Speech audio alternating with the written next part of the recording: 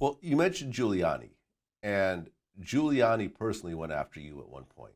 Yes, And I guess he threatened to give you 100 years, which was twice the number of years that he gave your father, that's correct. or try to give your father. Correct. Well, no. Let me be clear. Giuliani never indicted my dad. My dad had already gotten 50 years early on.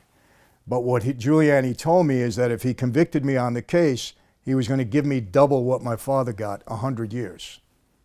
Got it. And I was acquitted in that case. Okay. How much interaction did you personally have with Giuliani Not outside much. of that conversation? It was just one conversation. It was very brief. And he didn't preside over the trial. He did come into the courtroom on occasion. But he had two of his assistants that prosecuted us. And so that was it. It was my only encounter. Okay. And Giuliani really went after the mafia hard in New York. Yes. And, we talked about how in Italy they would kill cops and, politicians and that type of thing, but that was frowned upon in America. But you said at one point you guys were actually considering killing Giuliani. The conversation was brought up, yes, and it was brought up by Persico. And there were two people that normally you'd have hands off on that I knew there was conversations about taking them out. One was Giuliani, and the other was Geraldo Rivera. He just wasn't liked on the street. And, there was talk about taking him out at one point. Now, I told Geraldo this. He got scared when I told him too, but it was later on. But yeah, there was talk about taking Giuliani out. I mean, Giuliani getting murdered by the mafia would have really just unraveled the whole system. Everyone would have went to prison. Because it's interesting. I had a guy on my show recently named Brian Glaze Gibbs.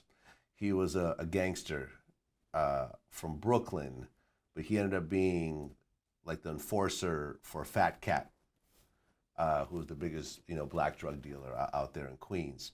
One of the guys in Fat Cat's crew, a guy named by the name of Pappy Mason, he ordered the murder of a rookie cop named Edward Byrne. Do you remember this whole situation?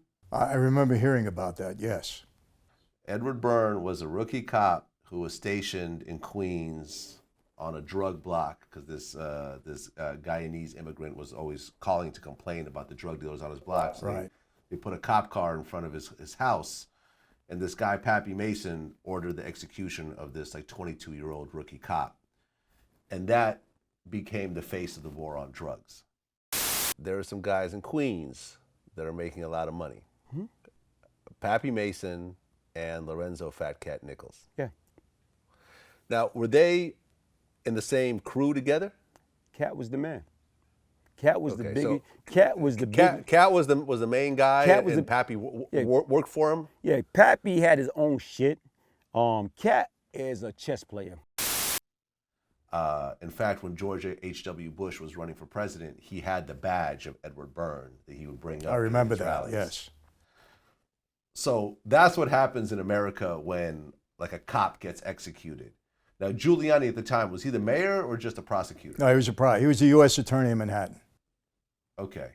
What would have happened if Giuliani was murdered?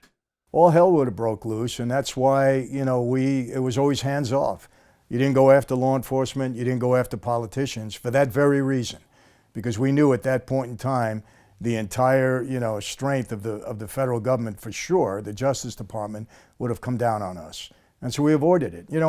Our thinking all the time, especially the old timers, we had to be as low-key and undercover as we possibly could. That's one of the reasons why there was some disdain for John Gotti, because John was out there so much and people criticized that. The old timers always believed we have to be as low-key. We don't even exist. We're as low-key as possible. And they tried to maintain that. And for a long time, it worked. It really worked, because we had so much power in this country for such a long time. But, we weren't exposed in a way that you might think. Yeah, they dragged us in front of grand juries and so on and so forth, but nothing really came of it. And when guys went to prison, they went to prison for a couple of years, came back out and started all over again. So, you know, when this new technology and these new laws that came out and guys, you know, kind of being, you know, out there, look, myself included. I mean, I had a lot of publicity too. It didn't help, doesn't help. You know, it only puts this bullseye on your back.